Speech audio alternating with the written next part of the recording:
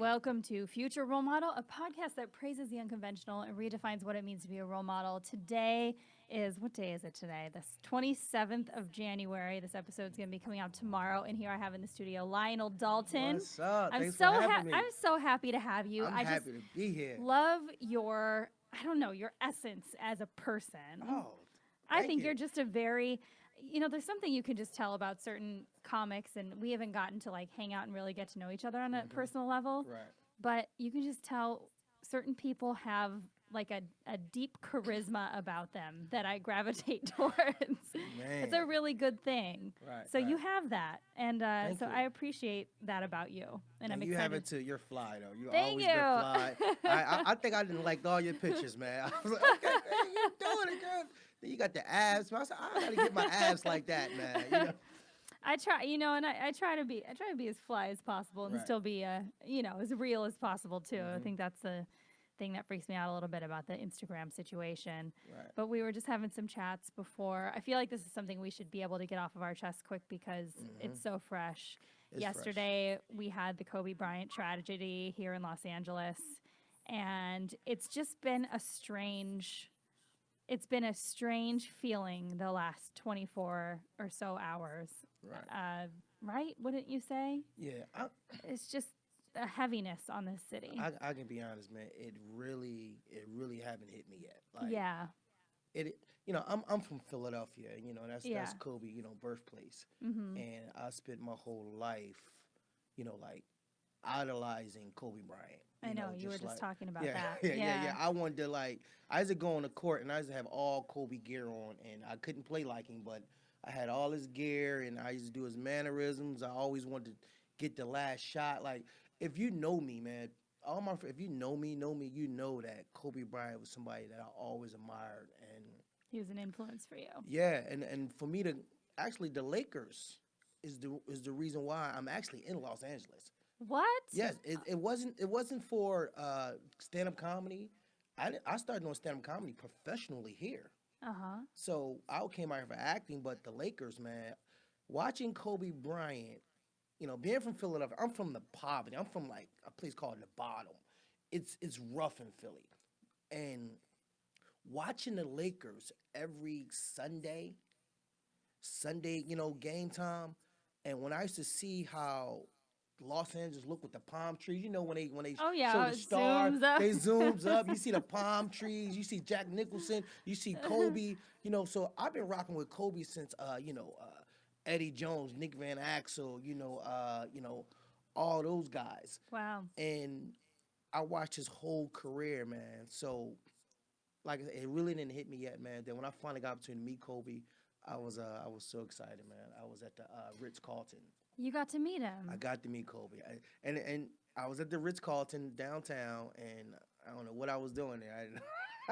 I did not have when anybody. Was this? This had to be 2009.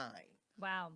And he was at the Ritz-Carlton, and he was sitting down, in a little, he was like a little bench by himself. No, actually he had a group of people. He was sitting down just like Kobe style. And I was like, you know what? I got to do it, man. And I usually don't walk up to celebrities, and I was like, you know what? I'm going to do it. This is Kobe. This is my only chance. This is Kobe. Yeah, and it also feels a little bit separate when you have a celebrity that you look up to that's not in your wheelhouse. Like, as a comedian, I don't mind if I go up to an athlete. Right. Because I'm like, that's not something. At that time, I wasn't even doing comedy at the time. You weren't even doing comedy? No, I wasn't doing comedy at the time. But I was like, you know what? He was with a group of people. I said, I'm going for it. Mm-hmm. And I walked over to him and I said, Cole, man. I said, how you doing, man? I said, I'm from Philadelphia. So I figured if I say Philadelphia, that will really get his attention because, he's from Philly. Mm-hmm. And I was like, yo, Cole, I'm from Philly, man. I just want to let you know I'm one of your biggest fans. Can I get a handshake? And Cole was like, sure. Got up, gave me a handshake. And I said, all right, cool, man. Keep doing your thing. And I just took off. So that was my one moment with Kobe, man. So oh, that's cool. It's just sad. It's a sad moment right now. Yeah, it definitely is. And, and we were talking about that, and obviously we'll move on to that because I want to get up to I want to hear the story behind leading up to that moment, of course. Right. But it's always, fun to hear about people's role models. I know that's a big point of this podcast. whether they're in comedy or not. Right.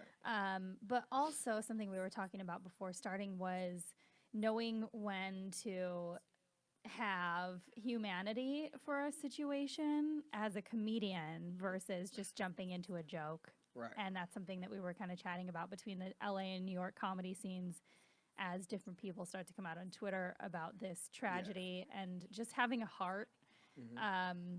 You know, just I like to just say always be a human first and think about the situation, you know, with his daughter and kids being on board. And I always went with doing to others as you would have them do unto you.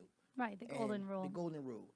And it's like, you know, I just think that, you know, I know comedians push the envelope, you know, but a situation like this, it's nothing funny in that. Yeah. You know, it's nothing funny. It's like his child was there. You know, her friends was there. You know, Kobe, he was doing a good. You think about it, it was a Sunday. You know, his whole thing was to get up, take his daughter to practice, and meet other little kids. You know, and inspire other little kids. So it's like it's nothing funny in that. No, I know, and it's like me and my you know, Ariel Kashanchi. We were, do you know who she? Yeah. So her and I, we live close to each other. So we were walking around the neighborhood yesterday, just, you know, going for a lady stroll. And we were talking about that, you know, just together as friends. We were like, you know, it sucks when, you know, it's such an interesting reality check as somebody who aspires for greatness.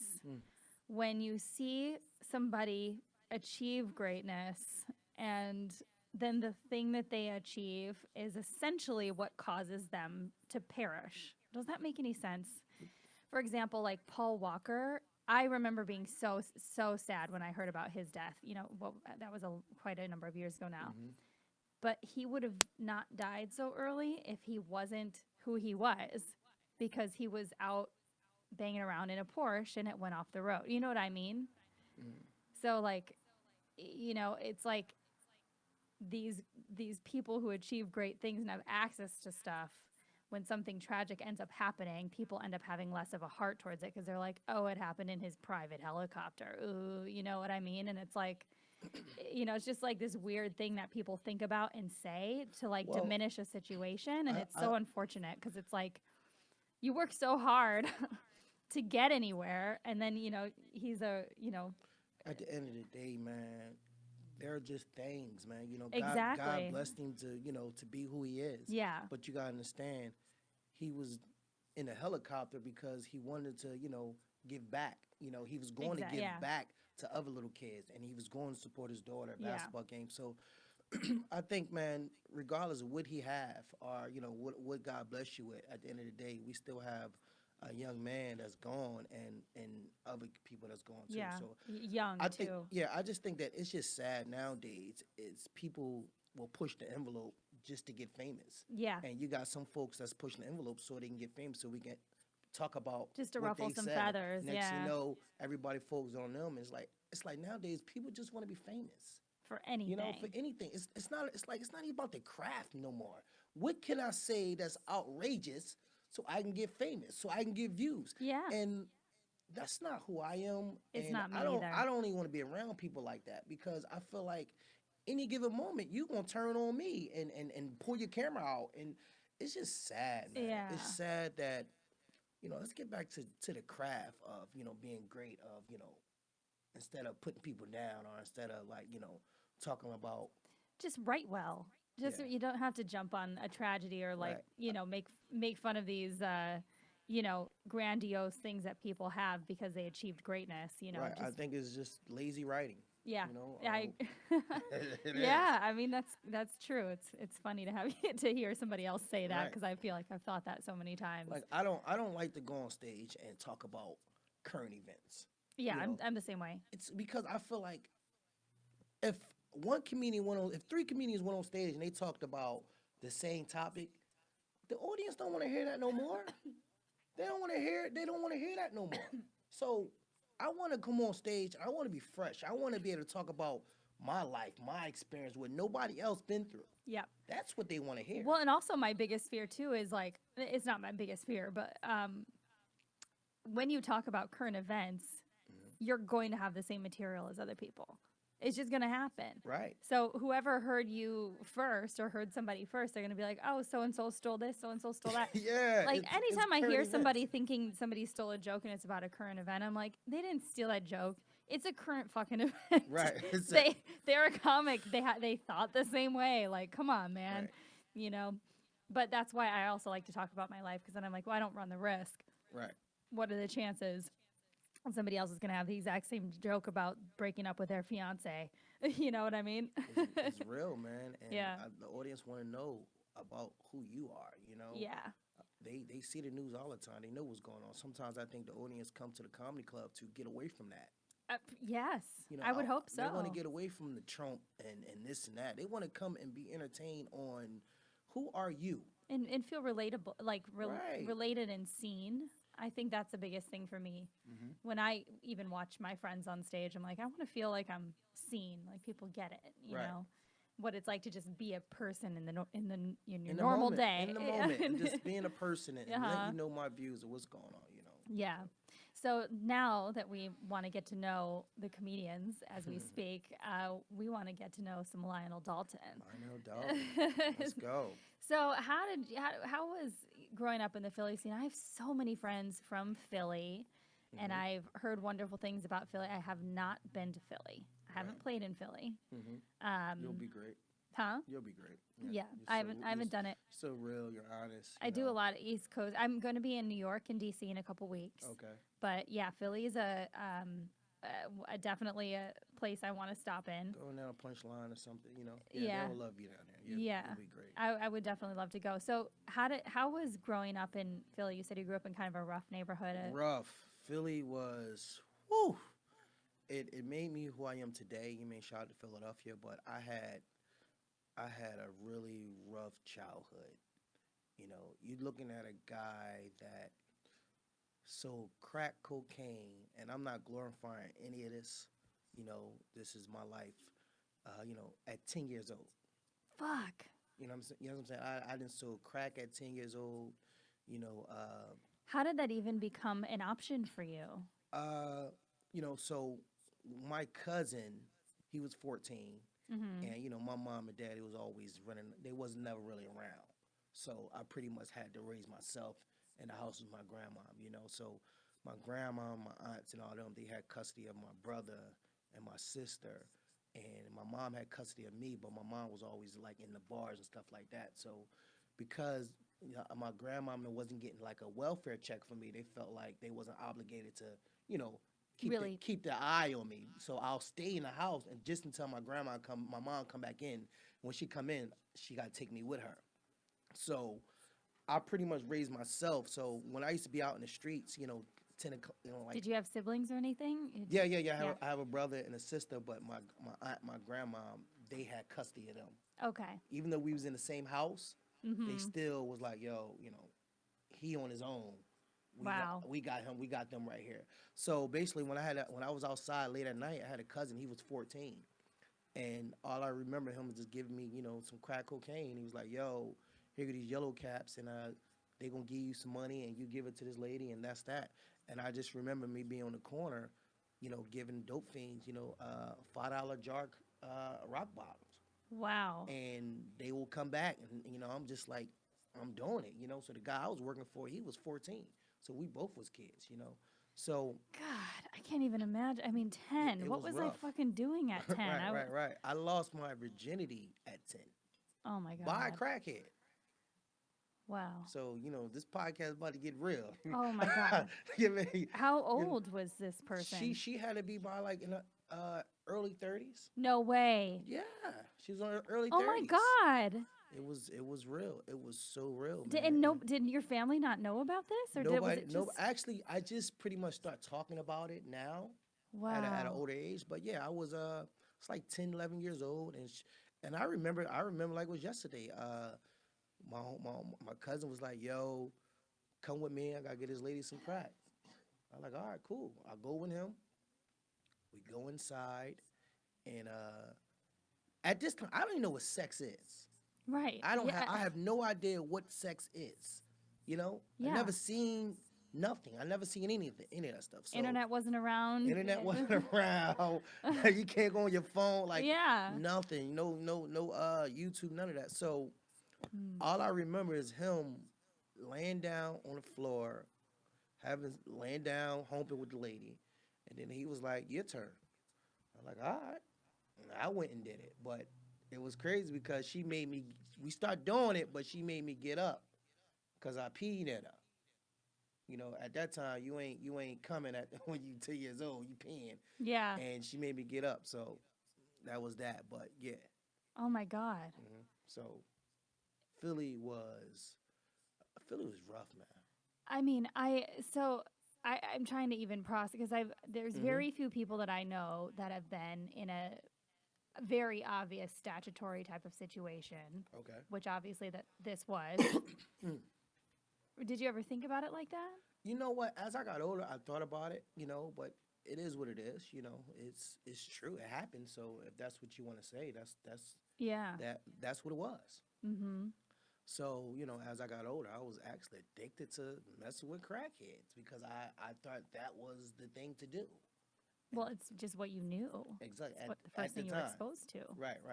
So then, you know, just not really doing well in school, just trying to survive, you know. But it goes back to the Lakers. Only time I got happiness as I was got to be 16, I started watching the Lakers. And when I seen, you know, Jack Nicholson, I seen all the sunshine, I'm like, oh, I got to get to LA, you know. But then you look at it I had a child. I had my first child at 14.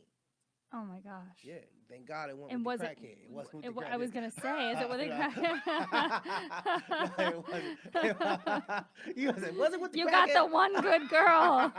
Oh my God! Yeah, how old was she? We both was 14. 14. Okay. Yeah, we both was 14, and we never had sex again. Yeah. We only had sex one time, and we had a child, man. So I had to grow up fast, and you know, it was like. So you raised yourself, and then at 14 had to raise a kid. I had to try to raise a kid, so it was kind of like we was brothers. Who was taking care of you two while you were? The streets was taking care of me. Her mom, her dad was pretty much looking out for her. And you know, I was actually sweeping hair up in a barber shop. So you know. So were you still selling at that time? No, actually, my boys. I was working for these older guys, and they seen something in me. And they was like, "Yo, we gotta get you off this corner." Why don't you come work in a barber shop? Do you know who T. Murph is? Who? T. Murph. He's a great comedian based in Chicago. T. Murph. Oh yeah, I heard him before. Yeah. Yeah. So he's a friend, and he did this podcast a couple weeks ago while I was in Chicago. He got off of. I mean, he basically got out of streets and gang related activities by working in a barber shop. Right. Yeah. So that's what happened. So I started working in the barber shop. I started sweeping the floor in the barber shop. But the barber shop wasn't good for me either. It was bad. Because it kept me off the streets, but I'm still just think about it, I'm a 14-year-old and I'm hanging around grown men that's like in their 30s already. Right. So these guys like in their 30s. So now you're getting exposed to a different level of adulting. Exactly. So I'm learning how to talk to girls. It's like I'm thinking that all girls is okay. Just get these girls, and so my mind as a 14-year-old, I'm really like a 20-year-old now. In a 14-year-old body because I'm getting exposed to all this stuff with what I'm not ready to be exposed for at yet. Yeah, and you were getting paid, right? Probably. No, you know, niggas was giving me $30 a day. No, $30 a week. I was getting $30. Wow. I was getting $30 a week, and sometimes you act like he didn't want to give me that. Jesus, it's crazy. My life was so real.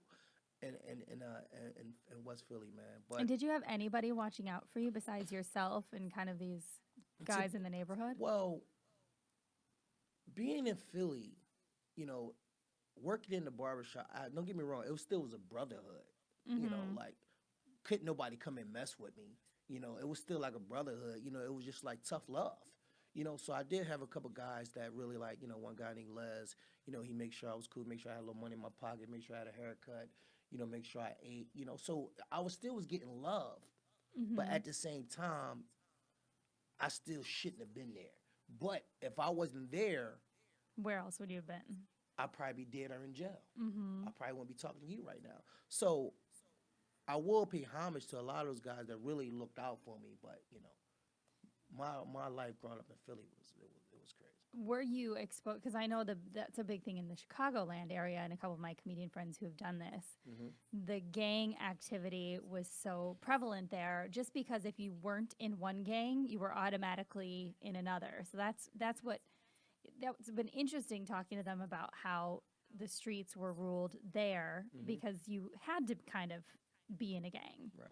Because if you weren't, you had nobody watching out for you. Was Philly similar? No. Okay. Philly. Was it more like every man for himself? That too, but Philly don't do gangs. And don't get me wrong. I don't know the gang culture. I know a couple guys that's around it, whatever. But I know anything about the gang culture. In Philly, we don't have gang culture. Interesting. We don't have blood, Crips. We don't have that. And Philly is the type of city where you don't need a gang, because one man, when I tell you, one man will come and wipe your whole block out. That's Philadelphia. One guy. And don't get me wrong, to each his, I'm not disrespecting the gang culture, none of that, but what I'm saying about Philadelphia. Like, you did not need to have somebody having your back. Philadelphia, one guy will come and just like tear the whole block up, tear the whole city. This is one guy. Where are they training people in Philadelphia?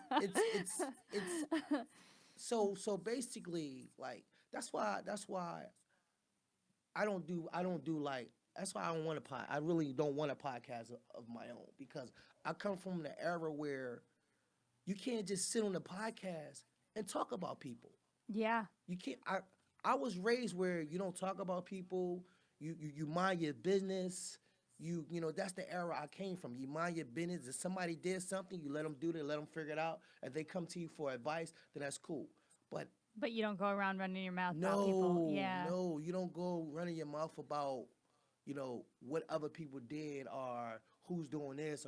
So that's why I just stay out of the podcast. But I do, like, if I got some friends like yourself, and I'll talk about it, but talk about certain things about my life. Yeah. But I can't see myself like talking about what you were up to on a regular basis. Yeah. Oh no, or what someone else is up to. Oh sure. Yeah, I can't do that. Yeah, well, and that's the reason why I love having these one-on-one situations with people that I respect in the comedy community or adjacent comedy community, because I really do believe everybody has a story. And they do. I mean, I've sat down now with this, you're going to be episode 93. Yeah, I've seen that. Congratulations. I mean, it's just great. I mean, that's 93. Well, actually, it's 92 people. I did a double episode with my grandma. But your grandma? Yeah. How was that? It was amazing. I got her, and like, I have such a passion for people's stories and what makes them them. Because I think it really does make you appreciate people's humor and their comedy and their writing differently. Yeah. When you understand where it's coming from. Especially if it's truthful. Yeah. And I yeah. I think for the most part, I mean, I surround myself with people that I believe to be truthful and honest comedians. I mean, of course, everything has, its levels. You know, you have to amp up some stuff, but I think it's crazy to hear how so many people can speak really matter-of-factly about some pretty fucking awful things in their life. Yeah, man. Yeah, that's my comedy, man. I just can go on stage and just why like I admire Richard Pryor. Like studying Richard Pryor and George Carlin. I watch these guys, man, and I see they just tell the truth. Richard Pryor just take his pain and turn it into laughter. When did you start watching those guys? I remember back in the day when I was a kid, I watched Richard Pryor. It was called The Toy, one of the movies. So I used to watch a couple of his movies and stuff like that. But my very first comedy special that I watched was Martin Lawrence. Yeah. You So Crazy. Yeah. That was the first special. Actually, I watched Raw when I was a kid, but I didn't really understand it. I wasn't really into comedy then, But and then when you started hanging around the barbershop guys, did it help you understand comedy a little bit more? Because it's just like... here's the thing. I tell people the difference between me and Kevin Hart had friends that was like, yo, you should go down to the Laugh House. you should be a comedian. Mm-hmm. So my friends was like, yo, you should sell this crack. You should not go to school. I'm being honest.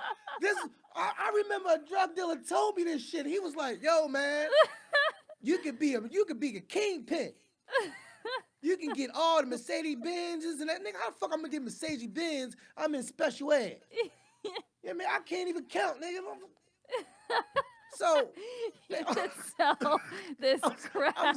I'm so real, man. If there was a comedy club called the Crack Factory, you might have found comedy so much sooner. Right, I would have found that shit. Crack Factory. Crack Factory. Where's that? What time I go on? How many minutes? You just go up and pedal crack the best you can. I swear to God, man. So that's the difference between Kevin. I wish. So here's the thing, though. I had to learn comedy in the barbershop because I was broke. This thing about I was broke. I didn't have no clothes, really. I was bummy. You know, I wasn't really all that looking good as a kid. So basically, I'm working with guys that's professionally barbers. They make money. They getting girls. They got gear. So I got to learn comedy because I got to defend myself. Yeah. Because guys will come in here and just talk about me.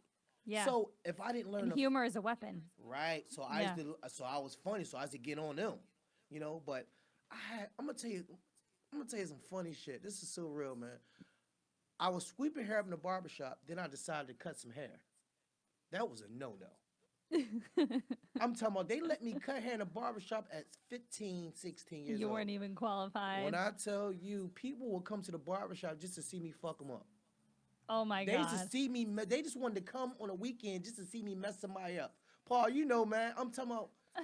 I used to mess. I was the first chair in the barbershop. Do not sit in the first chair. Oh. Man, I messed this guy up so much. I had to fight the guy. No way. I had to fight it because I messed. Like what? Just like your lines are off? I tried a fading, but it was not blended. I'm talking about I gave him a bowl cut. It was it was a bowl cut. When I tell you this guy was so mad, and then when you work in a barbershop, guys instigate. When you work with guys instigate. One guy walked past my chair. He was like, I don't give a fuck what you doing, man. You fucking him up. And the guy turned around because the key is not to let somebody see the mirror. Yeah, until you're done. Well. I ain't want to see it when I was done. He was so messed up, and I had to fight the guy. Oh no! You know, I had to fight it. It was bad, man. But those was my life experience. So now I get to take all those life experience and put them on stage. Yeah. You know. So what would be like a humorous defense that you would have in the barbershop when somebody tried to fuck with you or put you in those positions? Probably what you got on, or just what you got on. The what are those before it was popular? Before all that was popular, or your shoes, or your shirt, you're out of shape, or your neck, or any little whatever my eye see quick, I will get it. But it was just one guy named Les, older guy, my boy. I could never beat him in bussing. We call it bus. When I tell you, I got a classic story. I was killing him in the barbershop. I'm talking about I was killing. Here's the thing, my mom. Because it was like roasting. It was roasting. Yeah. That's what we call it. But we call it bussing, but it's roasting. Yeah. And I was roasting this guy. One thing about me, my mom. I love my mom to death, but my mom has some big ass glasses. And that something I just did not like, man. I didn't want my mom to come get me from school because I was talking so much shit to people where I know if they see my mom glasses, it's over. Yeah, and your mom jokes back in those days were everything. And being from Philly, that's why I don't joke with people nowadays, personally, because I got jokes where I'm gonna hurt you and then you might want to fight. And Philly thing is, they go for the jugular. Yeah. They really want to hit you and hurt you and stop the fight. Yeah. With the jokes. And they can if they know you from the neighborhood. Exactly. Yeah. So they know that my mom has some big ass bifocals. And it is what it is. And I used to hide my mom. I did not want these motherfuckers. My mom had Chinese window glasses. I'm talking about, the windows in Chinese windows. Yeah. Listen, I love my mom. Everybody know that. I didn't like this shit, right? So my mom used to come up to the barbershop. I used to run outside and shit. So everyone said, so one day, I'm in a barbershop. I'm roasting Les. I'm killing him. The whole shop is crying, right? When I tell you what he did to shut me down, you know when you go get your hair done, right? And you know the dryers? Yeah. The dryer, the big dryers with the circle? Yeah. He took the dryers, right? 2 dryers.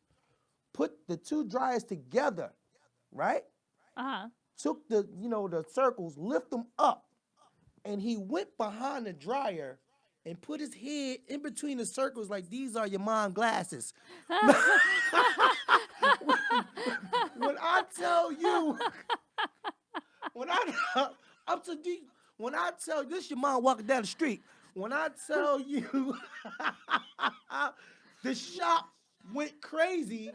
I'm talking about it was like, oh, dude. You can't get back after that. I was like the barbershop version of Whose Line Is It Anyway before Whose Line, man, where you playing props. Man, when I tell you exactly, I to this day, I called him the other day and I had to remind him about that. We was just on the phone crying, man. So oh my God, that's the comedy where you can't make that up. It's in you. It's real. Yeah.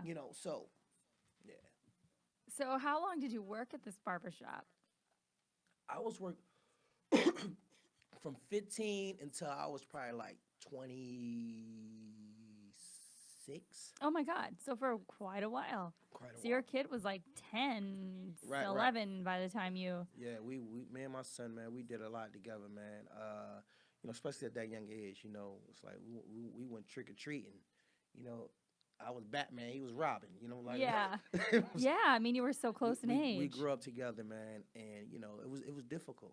It's still, we still got our challenges, but what was that like having a kid on the streets, having been a kid that raised themselves in the streets? It was rough, because I did what I could do. Right. It was like, Did you guys have a place, you and baby mama, or? We never had sex ever again. Yeah. We only messed around once, and that was scary. And she had her mom, I had my mom, and I used to get my son. I love basketball, so I had to get him, take him to go play ball. I had to go, he messed up with school. I would go up to school. Like, we told you to bring his daddy back. I am his daddy. like stuff like that was just, God. It was tough, man. But, we managed, to keep a cool relationship. Yeah.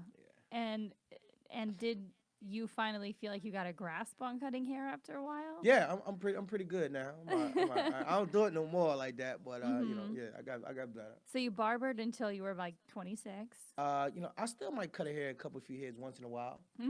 Actually, that's how I pretty much survived out here in Los Angeles. Yeah. I had opportunity because I got good kind of hair. Yeah. And I started cutting like all NBA players. Oh so my gosh. Like Carmelo Anthony, you name my cut. Carmelo Anthony, Dwayne Wade. Halfway around the block from my house is RVM salons. One of them. There's a number of them. Right. Mayweather goes there. Okay. And when he's there, we know because there's like 50 Mayweather limousines. Yeah. The Rolls Royce limousines. Rolls Royce, rich shit. Blocking so the neighborhood. Okay. Mm-hmm. You tell I love those guys too. They're like they all watch out. It's funny how there's like different stigmas when it comes to like a barber shop. Mm-hmm. Because you see movies and stuff and all these guys like hitting and macking on the girls and stuff. Right. But that's not like that. These guys are so fucking protective of everybody in the neighborhood. Yeah, well that's I ain't gonna put where you live at, but that's that's Hollywood. Try going to West Philly on Lancaster Avenue. I'm sure. Shit, I seen some shit. I seen guns pulled out on you. I seen all types of stuff. I seen somebody, I seen a lot. I'm talking about, I got a lot of movie scenes from. I seen a guy get into a fight. I seen one of my friends get into a fight. He beat the guy up. My friend beat the guy up. Well, actually, they both was my friends. I both know.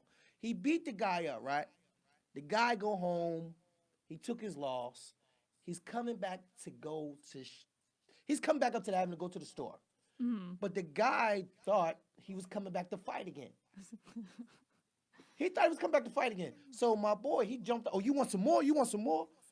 And the guy pulled out the gun. He pulled out the gun. And when I tell you a gun will humble you. I'm telling you, a gun will. I'm telling you, he's like, cause my boy jumped out. Oh, you come back for some more? And when he pulled that gun out, our boy was like, all right. He's like, all Yeah, right. yeah. And the guy was like, and act like I don't know how to use it. I'm telling you, I was under the pool table at the time, though.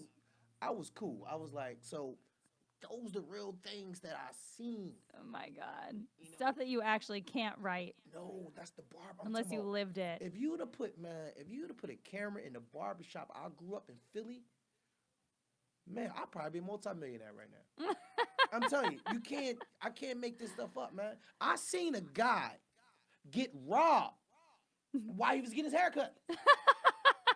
When I tell you this mother was getting robbed, man, when I tell you he was getting his hair cut. This guy walked in and was like, you know what it is? He took everything. He took his watch. He took his chain. He took all the money. He didn't have a chance. He couldn't even pay the barber. Oh my God. He couldn't even pay the barber. Did the barber have to go to the guy who robbed him and be like, "Can I just fork over like the $40 really quick? You can take all his shit, but just give me my money." Man, he had that gun out, man. And then he said to everybody else, he was like, "Everybody else, cool." And he just walked out. I was like, God damn. Like, he got robbed trying to get a hair. He was trying to get a fade. I think he got way more than a fade. Is that called a fade plus? Right, that's what he got.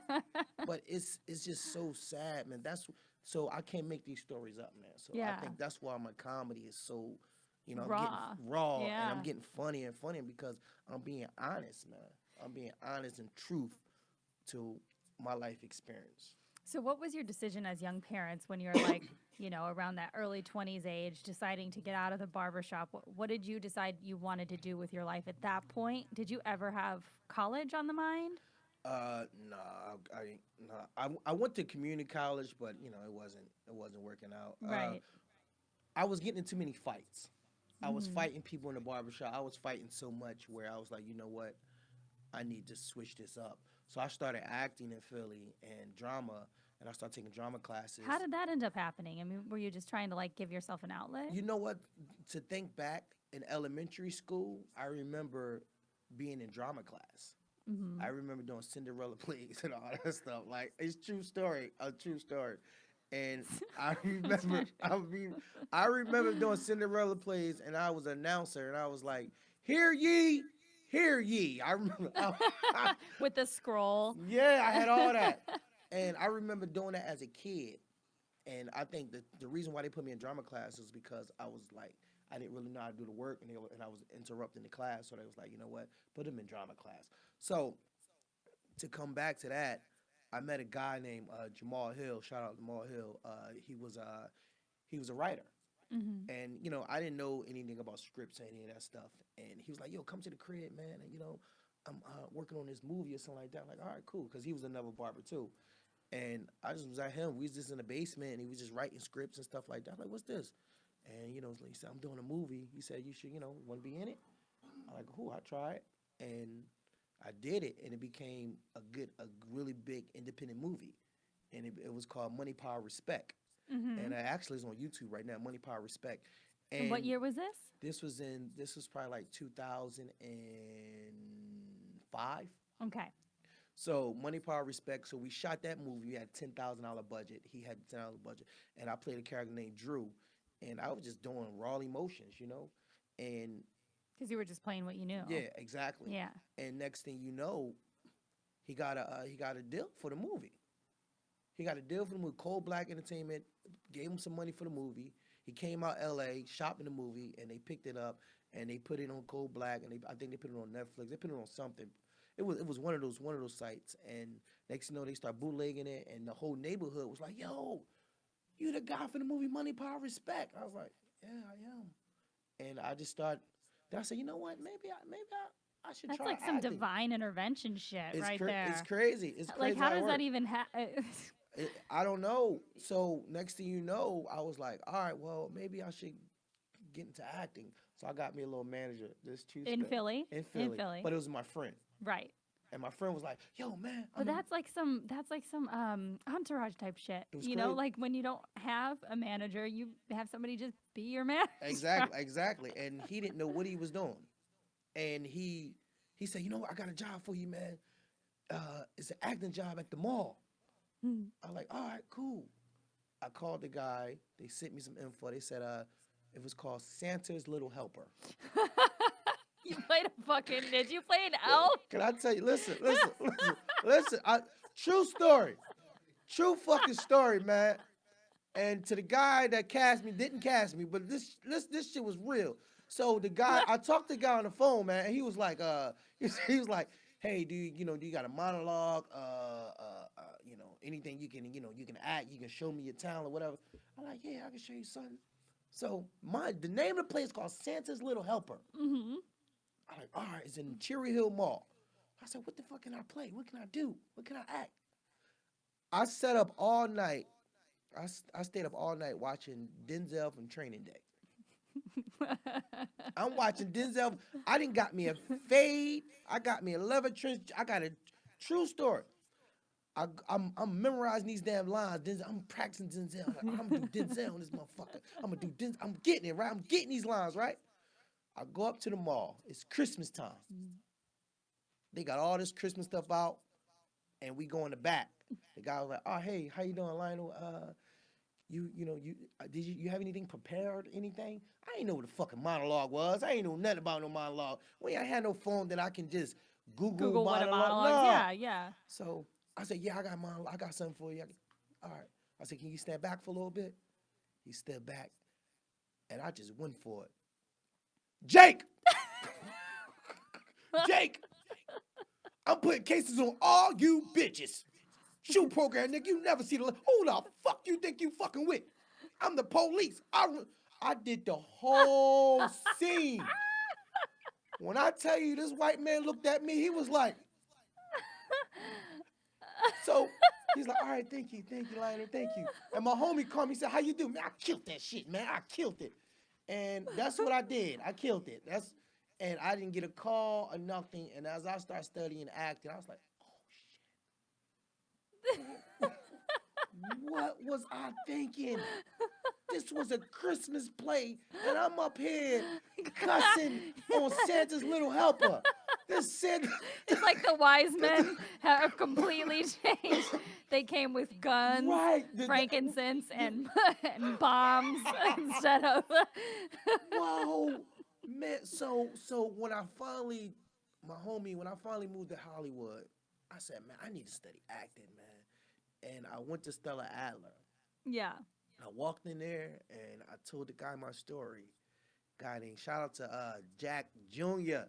Stella Adler. Shout out to Jack Jr. And I told him my story about where I came from, what I wanted to do. And this man gave me a free ride at Stella Adler. Wow. So I got a free education at Stella Adler. So now I am a Stella Adler alumni. That is so cool. Right. So that's... Now, backtrack a little bit. So how did you end up deciding to move to Los Angeles? One of my friends, her name is Cindy Carter, and she let me come out here and visit her for a week or two. About how old were you? This was probably like I probably was like 20, probably like 27. Okay. Yeah. I was like like 27, and she said, you can come out here and visit. I was like, "For real?" And I always was, like I said, I was to watch the Laker games, so I was always inspired to just come to LA. And I was a diehard Kobe fan. I was like, I'm coming to see Kobe, whatever. And I came in to visit, and I was like, "Oh my God, this is amazing." And from where I came from Philly, I was like, "This is amazing. I'm never coming back." Sunny. Every People day. People are nice. I mean, it's kind of true. People are nice here for the most part. For the most part, you know, it's a different kind of network. You just got to get in, find a way. Yeah, it's different kind of fake nice sometimes, but they're still nice. Right, fake nice, but they're still nice. Right. Sure, yeah, I'll be there. Okay, yeah, I'll do it. Oh yeah, what's up, man? Right. And I came back to Philly. Then one of my homies, he moved out here. Excuse me, and I stayed with him for 2 weeks, and we was in Northridge. So I was staying in Northridge, and I know how to cut hair now. So I said, let me get a job cutting hair out here. So I didn't have a car, and I was staying in Northridge, and I would catch the bus from Northridge to Van Nuys, Van Nuys to Westwood, Westwood Wow. to Wilshire and La Brea every day. Wilshire and La Brea, that's my hood. Right, and I will leave, and I used to leave at night. I'd go to a barbershop, not make no money, and I'll go to I'll go to Burger King because they had the best dollar menu, and I go to Burger King and I'll get me a burger, whatever. And next thing you know, I'll back up on it. Take it from Wilshire, La Brea, Westwood, Westwood to Van Nuys, Van Nuys to Northridge, and I'll do that every day. I'll do that every day, man. And you weren't making any money yet? Because I thought the barbershops there were like... I wasn't making no cash because nobody knew me. And, yeah, you didn't have your clients yet. Right. So then I started making a little bit of dollars doing that. And I stayed in Koreatown. And Koreatown was rough as hell. It was rough over there. Man, I'm like, God damn. They was killing people like they was killing people in Philly. I was like, damn. Oh, and what year was this around? Because I'm trying to think. Because I moved to LA when I was 26. Oh, so Koreatown, this was like 2008. Yeah. So, okay. Yeah. Because Okay. So, I moved here in 2011. But okay. yeah. But similar. I can picture. Right. Because we're recording in Koreatown right now. For people that have not been to Koreatown, it's definitely gentrified a bit. Yeah, I think it's better now. But when I was there, it was like the MS-13 and the Saradarian games. They was really like it was killing each other. This is what I say too. I mean, this is legit. Because I lived in Minneapolis, I lived in Chicago. Minneapolis had a lot of Asian gangs. Okay. There is nothing scarier than Asian gang members because they are so unassuming. Right. These little dudes can whip people's asses. Yeah, crazy. Whip people's asses. Crazy. Yeah, I don't fuck with them. I speak. Hey, how you doing? But the MS-13, like that stuff over there, man, it was just like. I was over there, and don't get me wrong, they never messed with me because I was always polite. Hey, what's up? Everybody was cool with me, but it was just getting dangerous because it's like I'm not from this neighborhood, so yeah, I didn't know where anything was coming from. Right. At least being from Philly, you're just in the wrong place. Right, being from Philly, I pretty much know like, oh, don't go over there because they beefing with they over here or they beefing with them over there. So, but where I was at, it was just like I will come home. I remember I'll come home and I'll have to. Somebody got their head blown off in front of my building. So I would have to like come home and see yellow tape and I can't go in my building. So I will like have to climb the gates and go through the back of my building. Mm-hmm. So I was just like, I was like, yo, I'm out of here. I need to move. And they let me move, but it's like, we're going to move you around the corner. I said, no, I'm gone. I'm out of here. So that was that. And I just got out of the neighborhood, man. Where'd you go after that? I went up to North Hollywood, NoHo. Okay. I stayed up there for a little while, and that was cool. It was a different atmosphere, more artsy. And at this point, what's going on back in Philly with your son? Right. Yeah, what's going on with that whole situation? We just, he just was trying to figure it out, man. Getting in a little trouble, man. They was kind of mad at me because I moved here. Yeah. But it was more like, if I would have stayed in Philly, then I believe that I would be dead or in jail. I wouldn't be talking to you right now. Mm-hmm. So I had to get out of Philly, and we stayed in contact, but he had his run-ins. He was doing what he wanted to do, and so it got to a point where it was like, I gotta wait till you come back around, And so I always reached out to him. I always just try to support him if he needed something. He wanted to come to LA, but it just wasn't time for him to come here. Right. Because I was just trying to figure it out myself. But, so man, we still working on, trying to better our relationship. Trying to build the relationship back up? Trying to get it back, yeah. What about with his mom? Do you still have a relationship with her? Actually, she just called me yesterday, and she was like, hey, I knew your favorite player just died.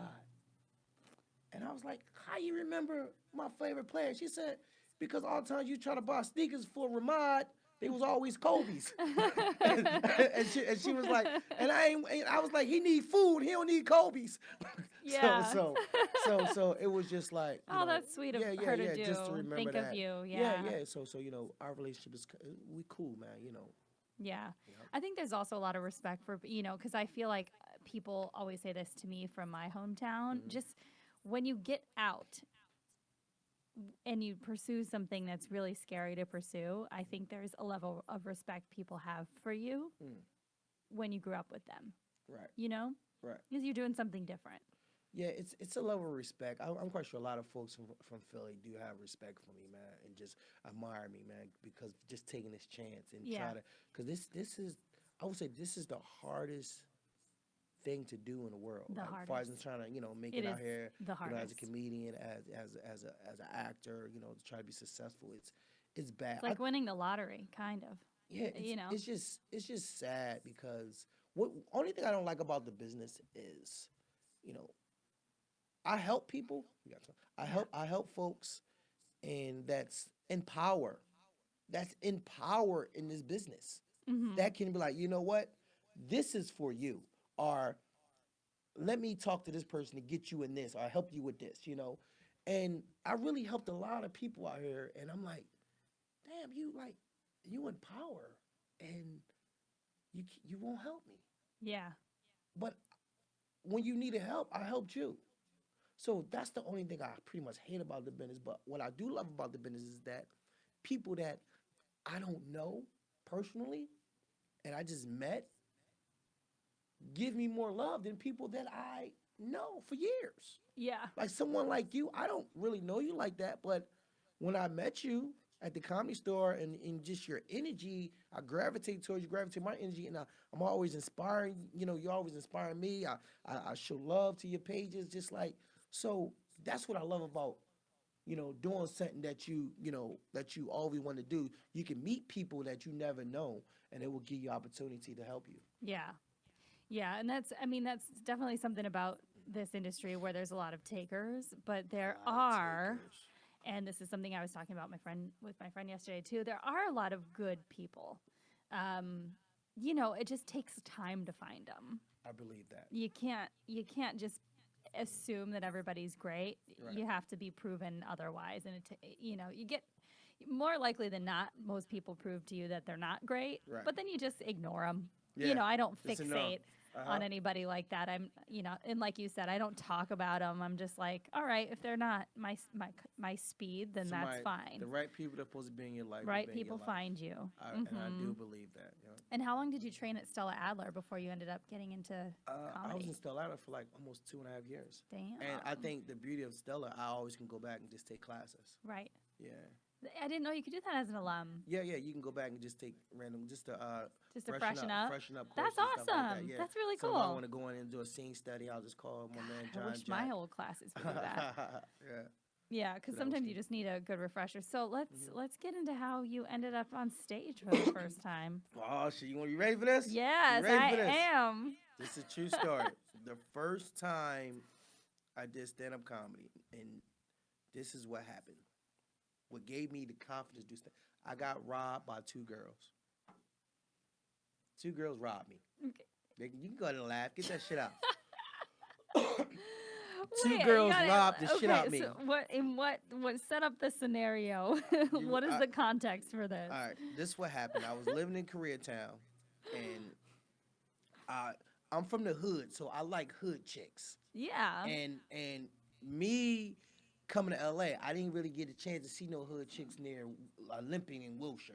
All the hood chicks is like south of Crenshaw. Right. But I wasn't familiar with that area. So anyway, I'm gonna speed it up. I was at the. You don't have to. We got time. We got time. Okay. So I was at I was walking. I was just coming from from the shop, and I seen these 2 girls get off the train on Wilshire and Vermont. I hope they listen to this shit. They might ain't got no damn computers, little river rats. But anyway, so I'll tell you. So I seen these 2 chicks, but it was my fault though. I got what I deserve. It is what it is. I seen these 2 girls, and one of them had a fat booty. One had red hair, the other had green hair. True story. And I was like, what's up with y'all? What's going on? Whatever. And it's like, oh, what's up? We trying to go with you. I'm like, all right, cool. Let's get it. It said, we hungry. All right. I took them to 7-Eleven. These they balled out. They were savages. They balled out. I'm telling you, they got hot chips, hot dogs. They was some, man, they ate all that shit before they got out the store. I ain't lying. The clerk was looking at me, was like, who gonna pay for this shit? And I was just worrying about trying to get some sex, man. That's all. I was like, 2 girls. I ain't never had 2 girls before. Right. My fantasy about to come true. Red and green hair. Red and green hair. Got fat little booty. They hood chicks. So I took them to the crib, and I was like, you know what? I ain't gonna have sex with her. Maybe I just get some head. We raw. This raw comedy. We raw. Yeah, right? yeah. Right, raw. So I said, maybe get some head, whatever. I'll give y'all some money, get some head. I paid for it. It was not that good. So, whatever. I was like, all right, whatever. It happened. Was there crunchy Cheetos, hot Cheetos still in the mouth? Right. Hot dogs, right. Scratching my shit. So, all right. I was like, check. I had 2 girls, whatever it was. I checked. It's done. So, a month later, they called me. Like, hey, what's up? We want to see you again. I was having a bad day at work. I'm like, you know what? I only need one of y'all. I need one of y'all. You're like, all right, come on. We meet you at the train station. I get to the train station. It's both of them. I'm like, I only told you, well, you was taking too long, and she didn't want to leave me. And I'm like, all right, fuck it. All right, come on. They said, we hungry. I upgraded these motherfuckers. Burger King? No, I went to the Chinese store. Oh, nice. Yeah, right. That is good. They got shrimp, fried rice, everything. They was balling. I took them back to the crib. Mind you, I got a small apartment. My apartment was small. It was a bachelor. All I had was a black futon. That's it. It was small. And, I got naked. I'm like, what's up? I'm with it. I'm like, come on, let's go. One girl, true story, one girl was sitting at the end of the futon, and the other girl was sitting on me, and she was like, doing her thing. So I was like, when you gonna come down here and join your girlfriend? She's like, all right, I'm coming. Here I come. I was like, you know what, man, you bullshitting. Yeah, man. I was like, it's cool. I don't want to do this. It's cool. No, I'm coming. As she leans up to come and join her girlfriend, it was some liquid in her hand. And the liquid, like, I could tell she was nervous. So as she dropped the liquid out of her hand onto my, like, it hit my face, hit my chest, my face, and over towards my eyes, right, and my ears. So I'm like, what the fuck? I'm like, what, you spit on me? I'm like, what the fuck is that? She's like, what you talking about? What you talking about, right? So she didn't know what she did was working. So it hit my face and my shit started burning. My eyes start burning. So basically, my left eye started going out. True story. My left eye was going out, and I was like, damn, I can't go out like this. So I got up. It was some sort of like it was some kind of, I don't know, it was acid. It was acid. It was something. So I was like, you know what? I can't let them know that what she did is working. Because she's undecided now. Because she's nervous too. She don't know if it's working or not, right? Yeah. So my main concern is get the fuck out the room. Yeah. So as I got up, I was like, damn, man, what the fuck was that? And I'm walking to the door, but I'm acting like I'm about to go into my bathroom. I'm like, damn, man, that shit fucked up. And I like unlocked the door real fast. I ran out the hallway. I'm ass naked. I'm in the hallway ass naked. Running through your building? I'm ready to like it's Fire Marshal Bill. I'm talking about, so I ran down, so my eyes is burning. This shit burning. I'm talking about now it's going over to my other eye. So I was like, you know what? Fuck it. I'm just going to go up there. I'm just going to start swinging, man. It's kid. They trying to take me out.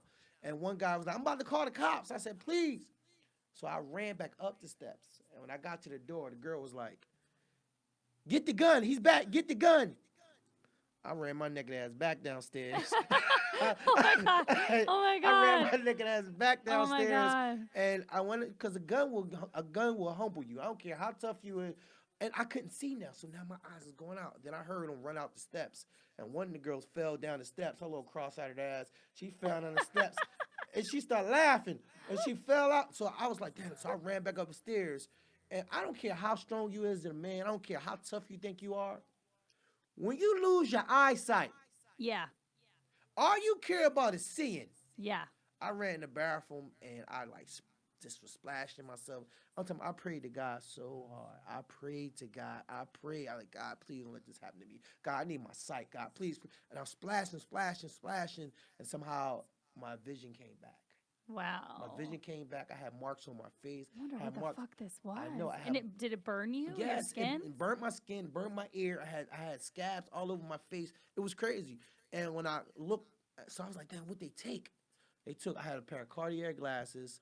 I had probably like $200 in cash, and I think they took some lunch meat, little greedy ass motherfuckers. What? Oh my God. I had some turkey meat, man. They took my damn turkey meat, and when I tell you, I walked down the steps and I called the girl. I said, I'm gonna fuck y'all up. You ain't gonna do shit, nigga. And I just hung up and I walked to the corner and I started laughing. I started dying laughing because I'm from the rough one of the roughest cities in the world, Philadelphia. And I just seen so much stuff. And I knew better to even let my guard down like that. Yep. And I started laughing and I said, you know what? I'm going to do some comedy. And I went up to the Comedy Store that day. And it was a guy named Tommy there. And Tommy. So you had a bad day at work. You got robbed. You got acid in your face. Right. And then you did comedy that night. I did comedy that night. Fuck, that's a day. Right. What day of the week was this? It was on a Monday. It was on a Monday. That's a fucking way to start your week. That's a fucking way to start a Monday. It was a Monday because that was the open mic nights. Yeah. Open mic night. So the guy named Tommy. The potluck. The potluck. Yeah. So Tommy told me, he always told me just to come in and pop up. I don't care. A lot of people was mad at Tommy. Tommy was cool with me. You know, he was a booker, whatever. And shout out to Adam too. Adam was real cool. Adam's real cool. Yeah. With me, man. So anyway, Tommy said, Corey, I'll give you go ahead, go up there, I'll let you do some time, right? I get on stage, my first time ever doing stand-up comedy on stage. And I told that story in a funny way. And people in the audience was laughing. And mind you, this is my first time on stage. Mm-hmm. And I didn't know where the light was at. I was so nervous. You know when you're on stage the first time you do comedy, people's laughing. You remember the first time you do comedy, they laughing? Yeah. You're like, oh shit, they laughing. Yes. They laughing at me. This is crazy. It. You only supposed to be on stage for, was it 3 minutes? Yeah. I was on stage for 6 minutes. Oh my God. They laugh. I'm going for it. Tommy was like, yo, man, what are you doing? You ain't supposed to be up there for 6 minutes.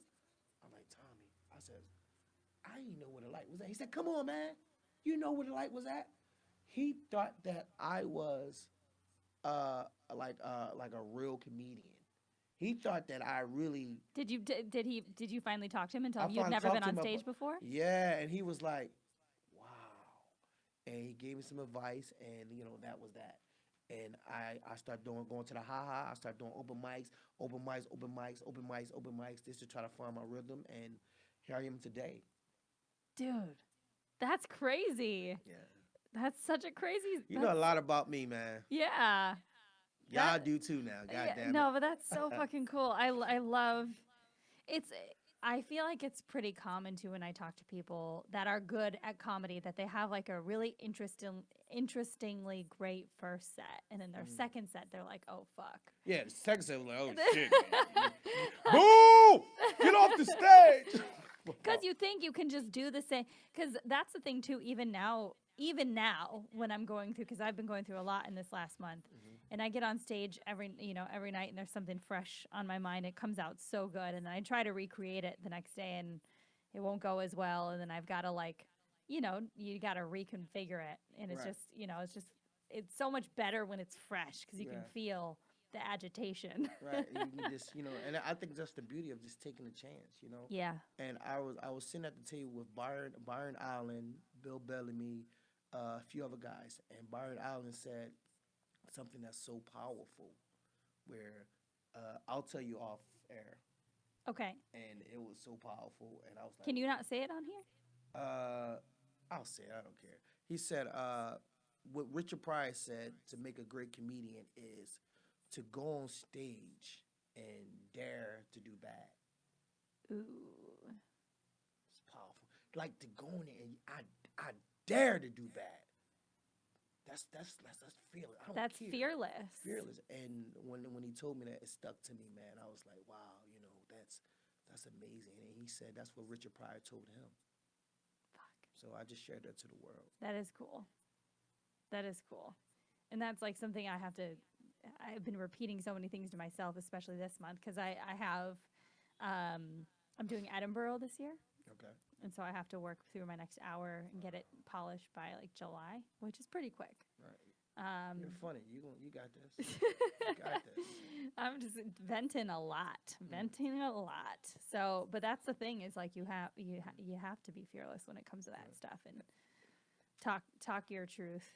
Yeah, and I'm shooting my first comedy special this year. Yeah? Yeah. For who? Can you say?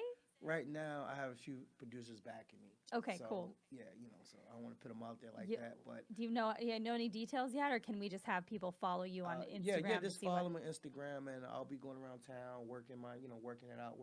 But yeah, I'll be shooting my first comedy, half-hour special, so I'm excited about that. That's amazing. Yeah, That's fucking awesome. Congratulations. Thank you. You deserve it. Thank you so much. And he's so funny. Can you tell everybody where to find you? Lionell Dalton, at Lionell Dalton. Facebook, Instagram, Twitter, at Lionell Dalton, and we're going to be doing it. I'm just excited, man. I'm excited, and also I have a film right now. It's called a short film I did called Gritty, and it's going to be at the San Diego Film Festival this week. Oh, cool. Yeah, so okay. I'm the lead in that, and a few other projects coming out. Are you going to be going down to San Diego for it? Yeah, I'm going to go down there Friday. Yeah. Okay, cool. Yeah. I thought about going down this weekend. One of my best friends lives down there. Oh, so, cool. if I end up down there, I'll let you know. I'll come and party. Let's go. And you can find me at NPH Comedy. Follow the podcast at Future Role Model or at Role Model Pod on Twitter. And my upcoming shows, please, please, please come and see me in New York and DC in February. Guys, I just went through a very, very massive breakup, a 9-year relationship with my fiance, and I have a lot of stuff to work out and talk about. I would love New York and DC crowds to give me feedback so I know what to continue to work on as I gear up my next hour. So please come support me. Also, the weekend I'm performing in DC, I'm headlining February 16th. My birthday is 2 days later. So you can celebrate Valentine's Day and my birthday. Get those tickets. Get those tickets at nphcomedy.com/TIX. Support my girl. Yes.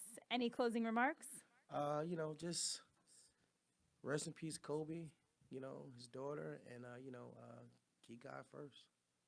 Amen to that.